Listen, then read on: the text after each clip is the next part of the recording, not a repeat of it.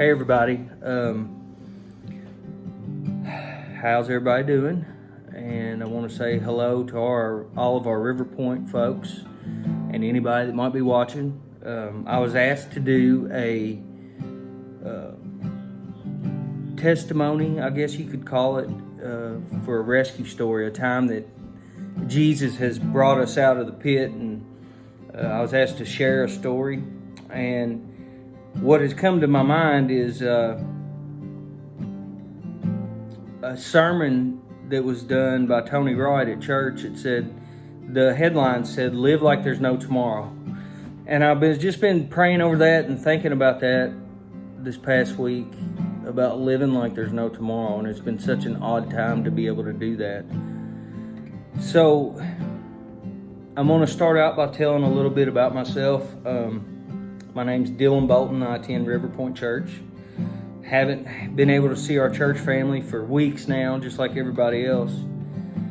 I'm a believer. Jesus changed my life March the 12th, 2013.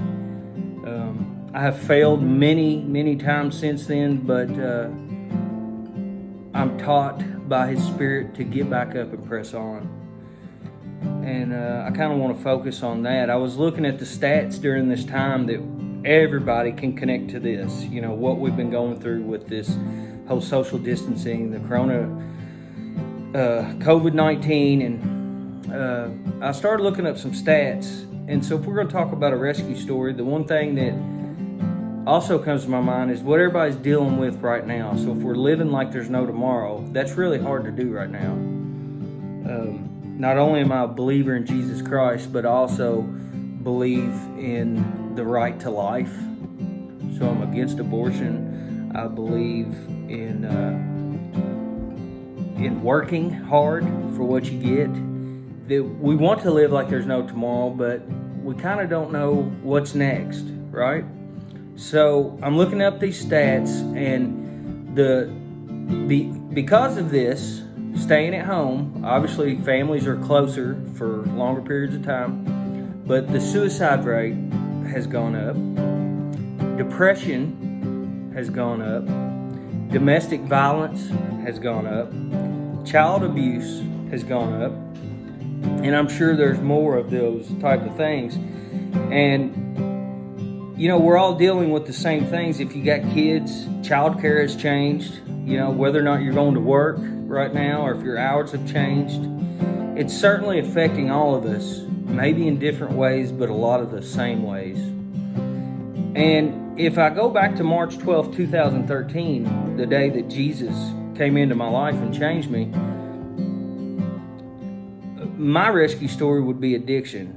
And so as I'm learning about these stats, as I'm looking them up, so it's saying, I'm reading that if you drink, you know, for like an alcoholic or whatever his case may be, they're drinking more during this time, or just whatever their choice is in that addiction, whatever they're already dealing with. It's really hard to deal with during this time. It's just because it's such a change, and a lot of that has to do with our uncertainty of tomorrow. All of our finances have changed. And, you know, you can go back to Proverbs 16, 27 through 29, and that's where the ideal, some people have said it this way, that idle hands are the devil's workshop. So if a person is stuck at home, you know, it's not so healthy. It could not be healthy. It could be very healthy in other ways, because we learn as a believer, as we read God's Word, that He turns all things for our good. So, or if you go to Matthew 6, 25 through 34, it ends with, "So do not worry about tomorrow, for tomorrow will care for itself. Each day has enough trouble of its own." So the rescue story that I'm talking about is all of us and getting through this. And whether or not it's been good for you or bad for you or kind of in the middle, but we all know that God's in control and He's doing something during this time. And it really is a chance for us, when we go back to our, quote unquote, normal lives, to decide whether or not we're going to live like we did before with all the busyness, or maybe some choices. We've had the perfect opportunity to, if you're not working, to, with this free time, to stop and maybe be alone and share that time in God's Word or prayer. And so that is what I want to talk about with the rescue story, because even though the suicide rates are up, depression is up, and domestic violence is up, and child abuse is up nationwide, we might not see some of this stuff in our own community, but you know that it's going on. As a believer, if we stick to this word, and I'll be the first to admit that I'm not a pro at this, none of us are perfect, but if we can stick to His word, we can really get through this. We can get through this in a great way. We can come out ahead, because we know deep down in the deepest part of our soul that the victory is ours to claim because of Jesus.